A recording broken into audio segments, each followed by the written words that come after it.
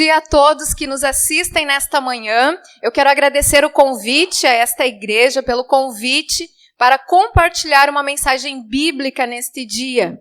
Quero trazer também um abraço carinhoso da União Feminina Missionária Batista do Rio Grande do Sul, em especial as mulheres, em comemoração também ao mês da mulher.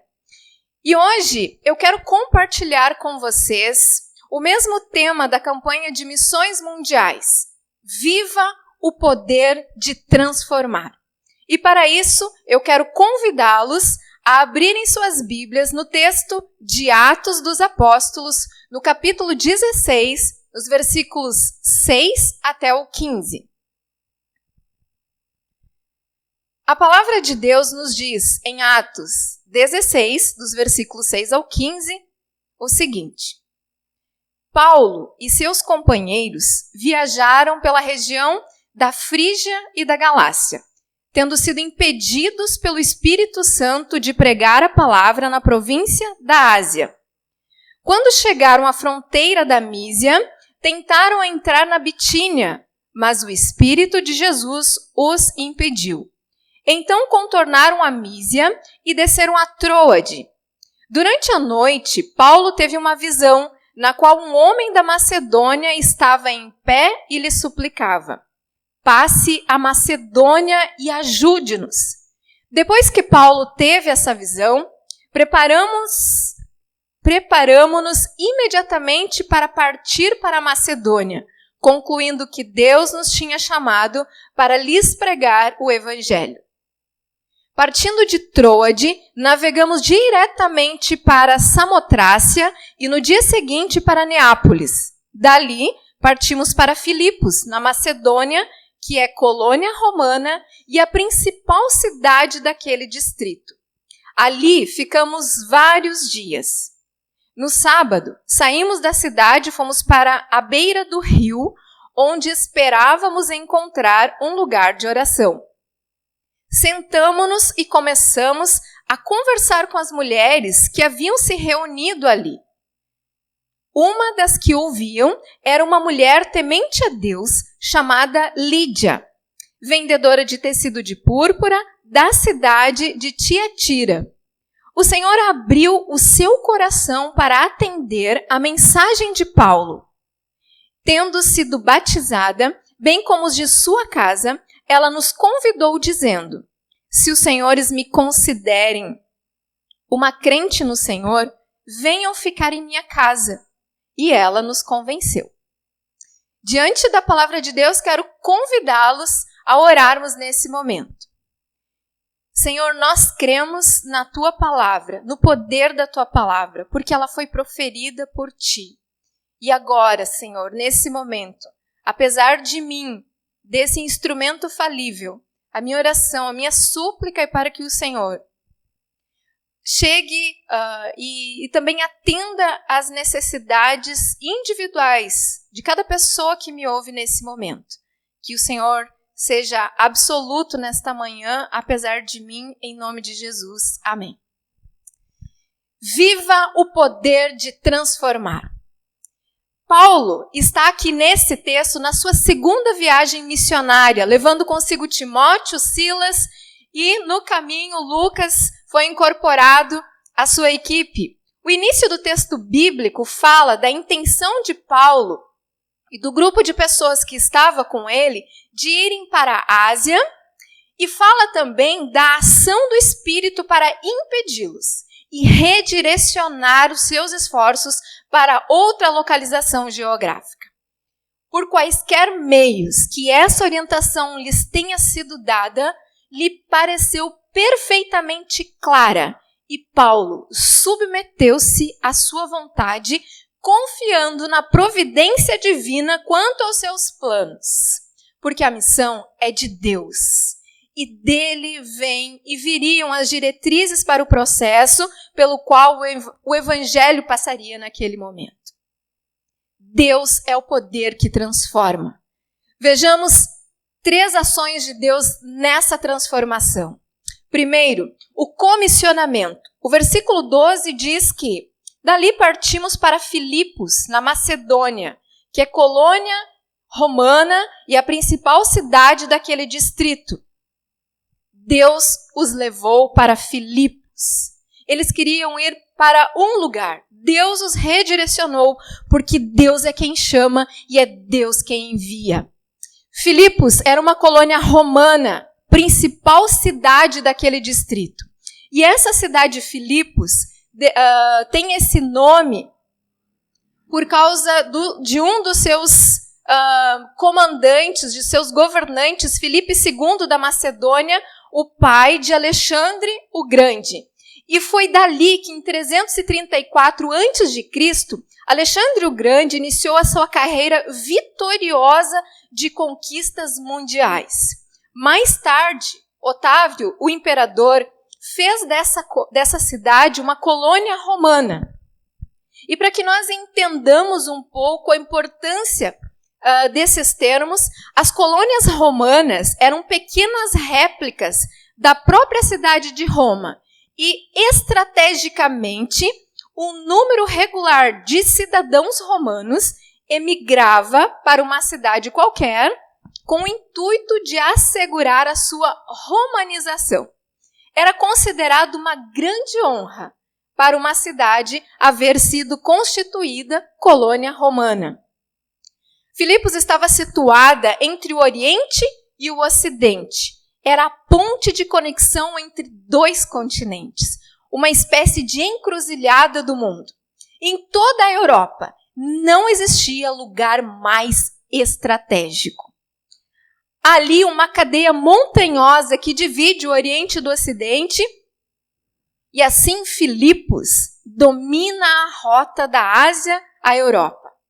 Alcançar Filipos era abrir caminhos para a evangelização de outras nações.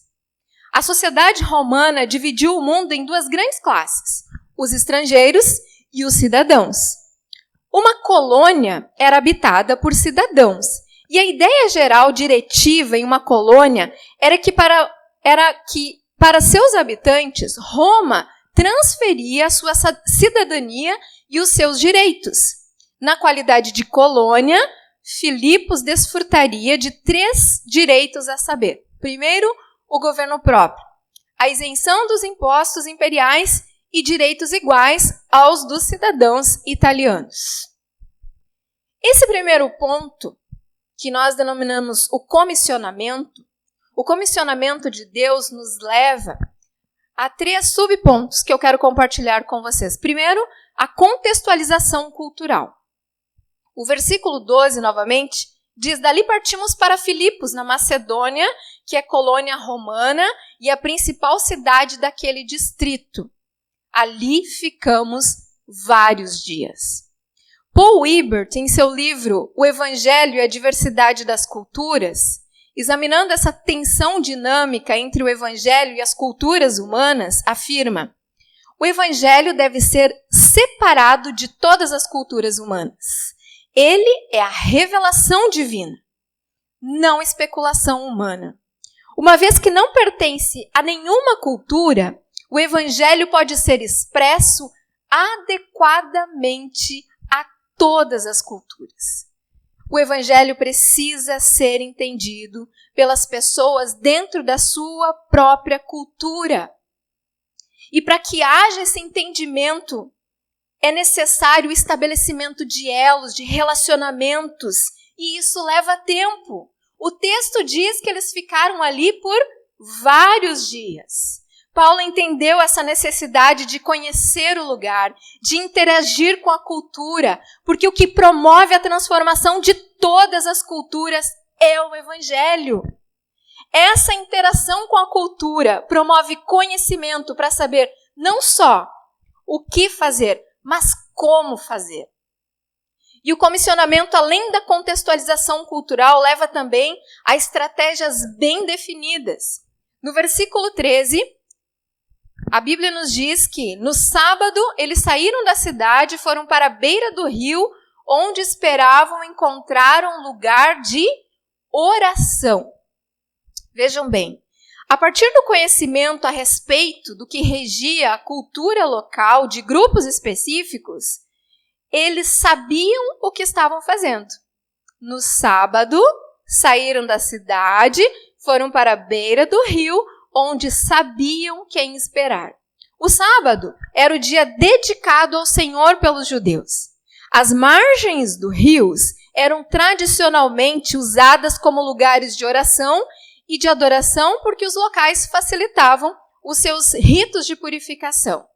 E Paulo, como judeu, como mestre judeu, conhecia bem todos aqueles costumes.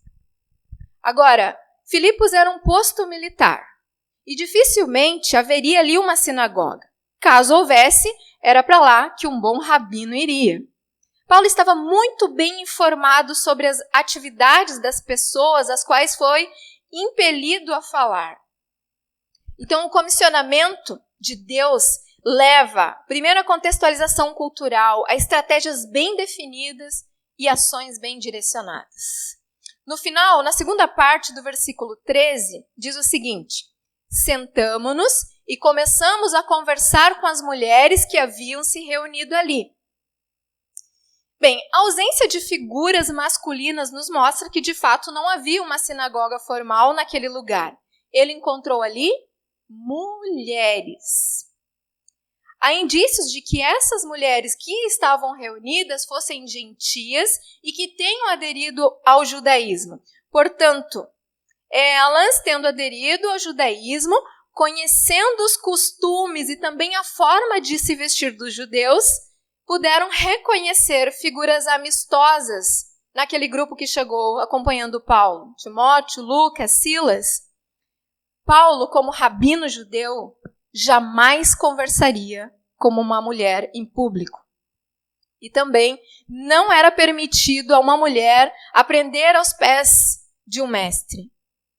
Esse era direito apenas dos homens. Mas aqui há um ponto extremamente relevante. O ato de assentarem-se para falar com aquelas mulheres, a despeito dos costumes e também da cultura, apresenta aqui a superioridade do Evangelho, que não faz distinção de importância, mas atribui às pessoas valor, dignidade, eleva-as a um patamar de honra no seu reino, porque de estrangeiros tornam-se filhos da maior autoridade que há na terra e acima dela, cidadãos dos céus, acima da cidadania romana. Paulo falava grego, falava hebraico, era um profundo conhecedor da lei, foi aluno de um grande mestre chamado Gamaliel, respeitado em toda aquela região e principalmente pelos judeus. Ele o citou mais tarde na sua defesa na prisão em Jerusalém para estabelecer credibilidade com seus interlocutores. Paulo era alguém que tinha importância dentro da sua religião. Mas Deus é o poder que transforma as pessoas e transformou Paulo e comissionou Paulo. E não é um versículo bíblico, o jargão que muitos crentes falam e repetem. Deus não escolhe os capacitados, capacita os escolhidos. Essa frase não é bíblica. A frase é de Albert Einstein. E esse trecho é a primeira parte da fala. E normalmente é a desculpa para preguiçosos e acomodados, né? Porque até preguiça de falar a frase inteira tiveram. Mas eu quero que você ouça a fala completa. Deus não escolhe os capacitados, capacita os escolhidos. Fazer ou não fazer algo só depende de nossa vontade e perseverança. Então essa é a frase completa de Albert Einstein. Não é bíblico. Todo o conhecimento, as habilidades, a excelência com a qual desenvolvia e empregava os seus dons na sua missão, a paixão pela sua missão, tornou Paulo o grande instrumento pelo qual toda a Europa foi alcançada a partir de Filipos. E você? O que você tem a oferecer a Deus? Quais os seus talentos? Quais as suas habilidades? Quais os seus recursos? Sua profissão? O que você pode, assim como Paulo, colocar à disposição da obra missionária.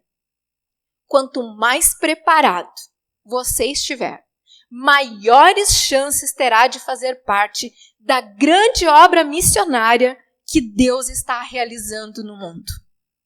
Deus é o poder que transforma.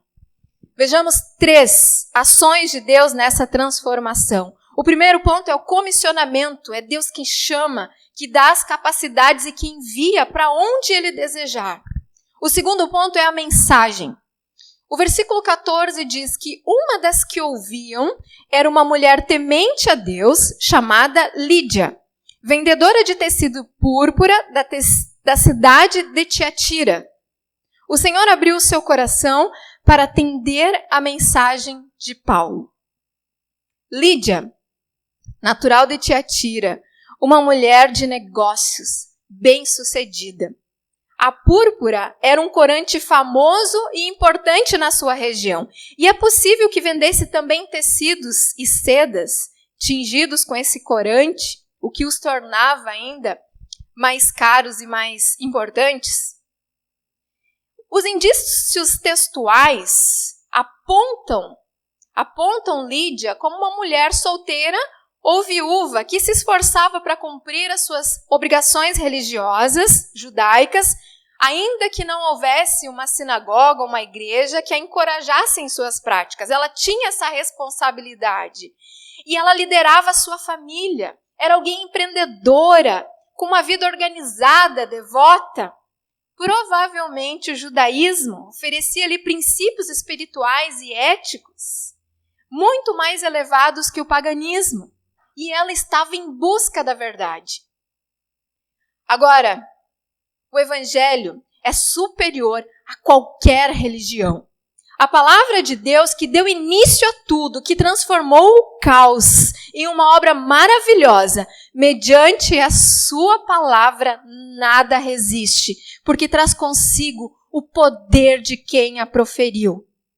Hebreus 4:12 diz que a palavra de Deus é viva e eficaz, mais cortante que qualquer espada de 2 gumes.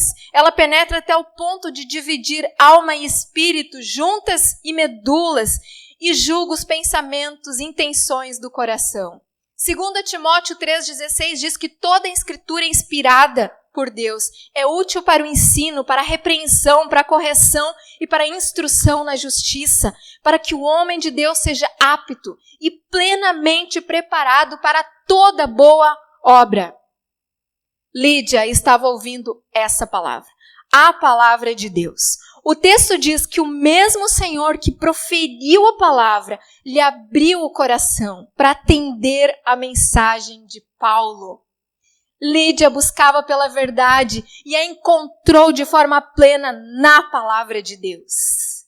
De forma poética, eu costumo dizer que a palavra sendo inspirada, toda vez que ela é lida, é como se o próprio Deus respirasse um pouco de si para dentro de nós. É a transformação que a mensagem promove.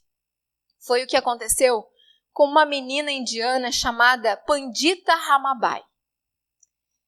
Aos 12 anos de idade, em 1867, ela tinha memorizado 18.000 versos em sânscrito. O seu pai era um sacerdote brahmane e um guru viajante, que, ao contrário do que acontecia no hinduísmo naquela época, acreditava que as mulheres deveriam estudar. E quando os pais de Pandita morreram de fome, ela e o seu irmão continuaram a vagar, fazendo uma peregrinação religiosa de 6.400 quilômetros pela Índia à procura da verdade. Enquanto ela morava em Calcutá, ela conheceu o cristianismo. E daí em diante, ela começou a compará-lo continuamente com as escrituras hindus.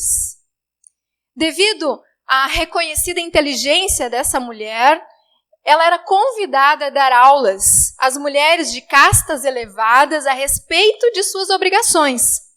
As escrituras hindus definiam a classe das mulheres como seres piores que os demônios.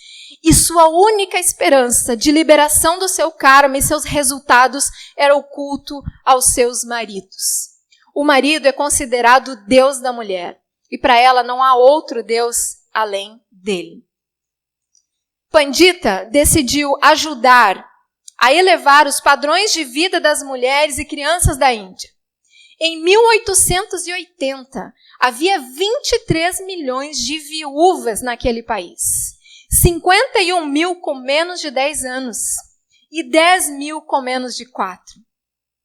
Em 1883, ela visitou a Inglaterra e percebeu, através da igreja anglicana, a diferença entre o tratamento dispensado às mulheres pelo cristianismo e pelo hinduísmo. E foi em 1891 que ela converteu-se completamente e fundou uma missão chamada Mukti, que significa salvação. A missão incluía cuidado com bebês rejeitados, treinamentos para cegos e conforto para os mutilados. Ela criou um lar para mães solteiras, organizou bazares para que as mulheres pudessem vender seus trabalhos manuais, cultivou hortas e jardins à volta da missão, que forneciam alimento para centenas de pessoas. Durante a fome que abateu a Índia, em 1896, ela viajou por todo o país, recolhendo pelo menos 600 viúvas e crianças para sua missão. E foi lá que aconteceu um grande avivamento com a conversão de centenas de moças que aprenderam a palavra e a mensagem que veio de Deus transformou as suas vidas. Isso é avivamento.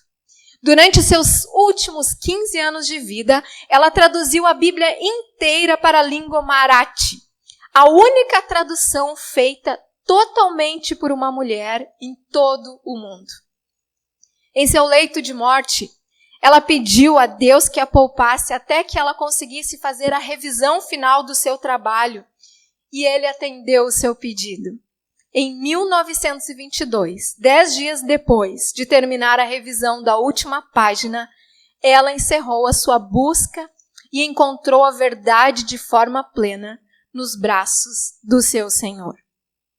Não são ritos, não são mantras, não são correntes que trarão as pessoas, que trarão respostas às necessidades das pessoas, mas a mensagem prática do Evangelho. 1 João 3,16 nos chama a atenção para que não amemos apenas com palavras, mas com ações verdadeiras que expressem o amor de Deus.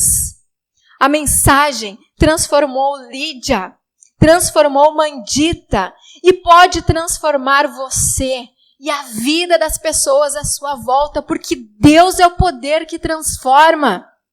3 ações de Deus nessa transformação. 1, o comissionamento. 2, a mensagem. E 3, os resultados. Oswald Smith, em seu livro O Homem que Deus Usa, afirma que o homem que Deus usa é um homem de fé, que espera pelos resultados.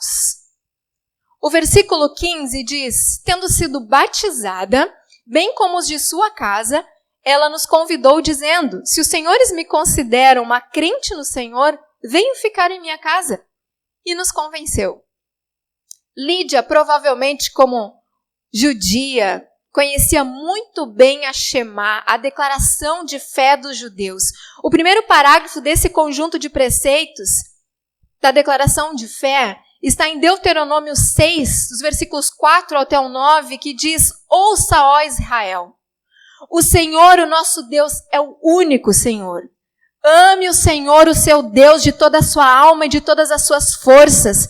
Que todas essas palavras que eu lhe ordeno hoje estejam em seu coração.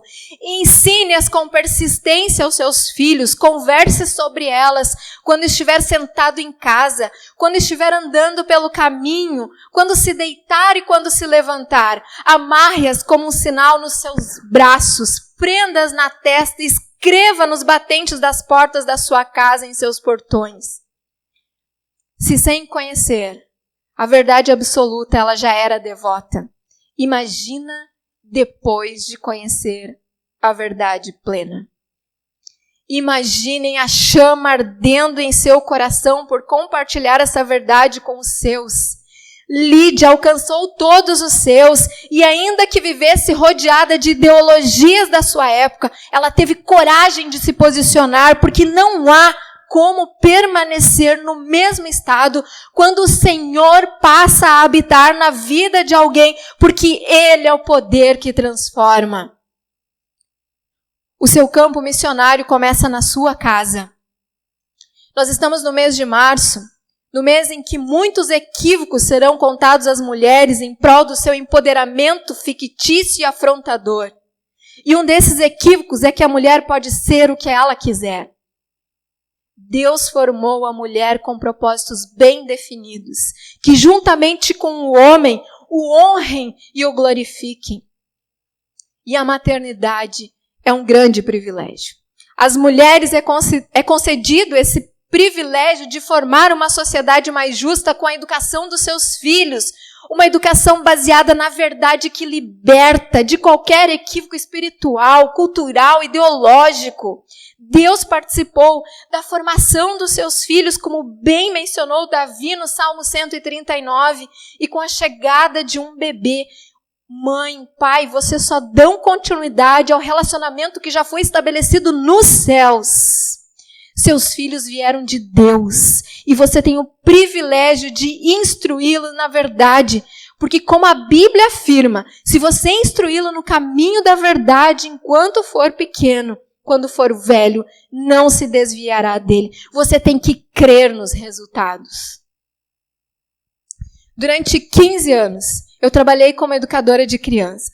E eu lembro de uma ocasião especial em que eu ensinava sobre a importância de contribuirmos financeiramente para missões.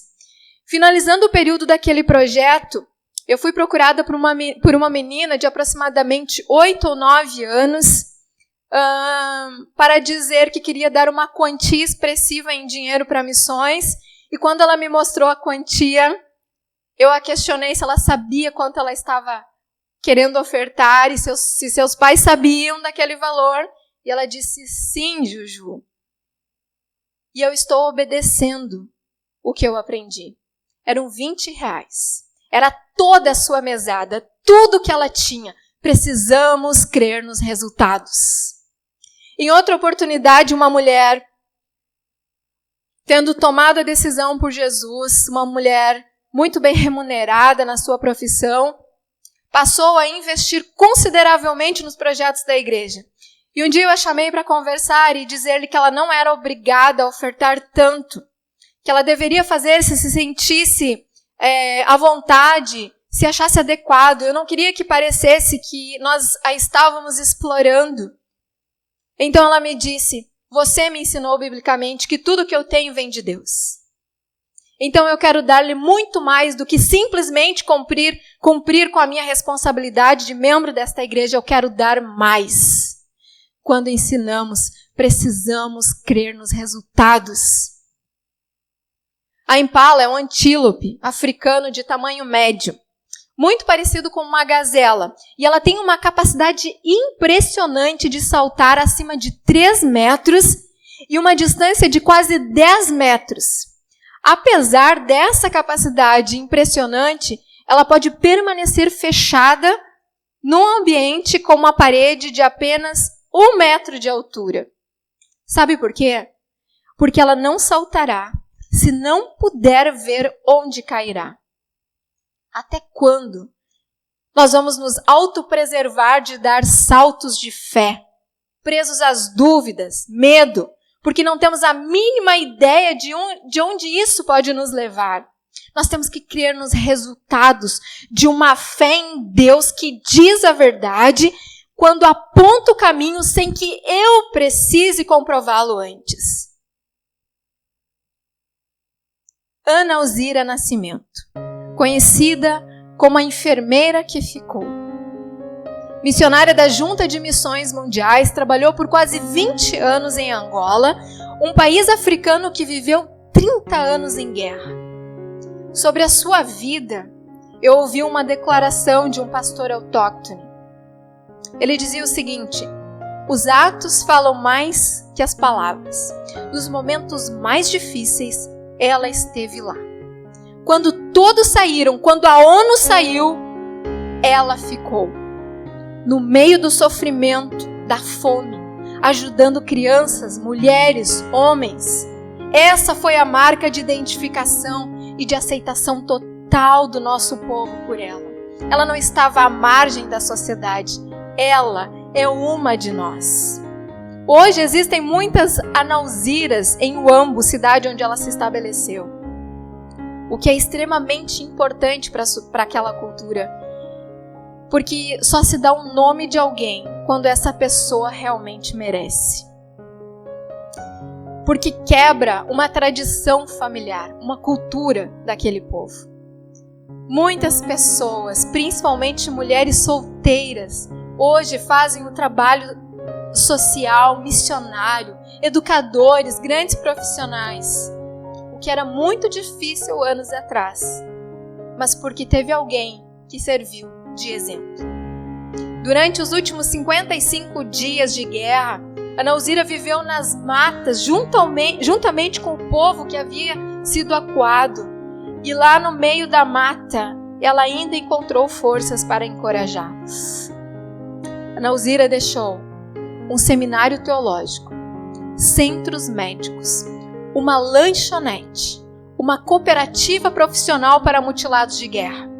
Ela trabalhou não só dentro de Angola, mas em vários outros lugares, inclusive recebendo passagens gratuitas da ONU como sua representante. Segundo Ana Alzira, o mais importante não é o lugar. O mais importante é estar com Cristo. Porque Deus é o poder que transforma e por isso nós podemos crer nos resultados. O final do versículo 15 diz: se os senhores me consideram uma crente no Senhor, venham ficar em minha casa. E assim ela convenceu aquele grupo de missionários. A casa de Lídia em Filipos foi a porta de entrada do evangelho na Europa. Viva o poder de transformar. Deus é o poder que transforma, pela forma como comissiona, pela forma como profere a mensagem, como promove os resultados. Eu quero concluir dizendo que Pelotas, assim como Filipos, também é um local estratégico de importância considerável na sociedade. Pelotas é reconhecida nacionalmente como patrimônio histórico material e imaterial. É uma das maiores cidades do nosso estado. Recebe pessoas de muitos lugares por causa das suas renomadas universidades. A PIB de Pelotas, nos seus 97 anos, foi a porta de entrada para o evangelho na região sul do nosso estado. Muitas pessoas tiveram suas vidas transformadas porque esta igreja entendeu e atendeu ao chamado de Deus para alcançar e devolver a dignidade às pessoas. Porque é o poder de Deus que transforma e desde o seu início investiu na obra missionária e plantou várias igrejas. Nós precisamos continuar avançando. Há muito mais a ser conquistado. Há um prédio novo que nós precisamos para que nós possamos abrigar as pessoas que Deus há de agregar à nossa igreja. Há muitas pessoas em busca da verdade. Nós precisamos avançar porque há muitas refeições a serem distribuídas às quartas-feiras. E porque não toda semana, há muitas crianças para serem ensinadas. Há muitas famílias para serem resgatadas. Há uma história para continuar sendo escrita. E a respeito desta igreja, da PIB de Pelotas, eu quero parafrasear o apóstolo Paulo em sua carta para os Filipenses, no capítulo 1, dos versículos 3 ao 6. Agradeço ao meu Deus, toda vez que me lembro de vocês, PIB de Pelotas. Em todas as minhas orações em favor de vocês, sempre oro com alegria, PIB de Pelotas, por causa da cooperação que vocês têm dado ao Evangelho desde o primeiro dia até agora. Estou convencido de que aquele que começou a boa obra em vocês vai completá-la até o dia de Cristo Jesus, porque o poder que transforma é o Senhor da missão. Vamos viver o poder de transformar. Deus é o poder que transforma. Quero convidar você a orar nesse momento comigo. Nosso Deus, nós entendemos a Tua mensagem. que acima de nós, acima do que nós podemos oferecer, dos nossos recursos, das nossas habilidades, o Senhor é Deus e está acima de todas as coisas. O Senhor é o Rei dos Reis, o Príncipe da Paz, o poder que transforma a nossa realidade, a nossa cidade, o nosso estado, o nosso país.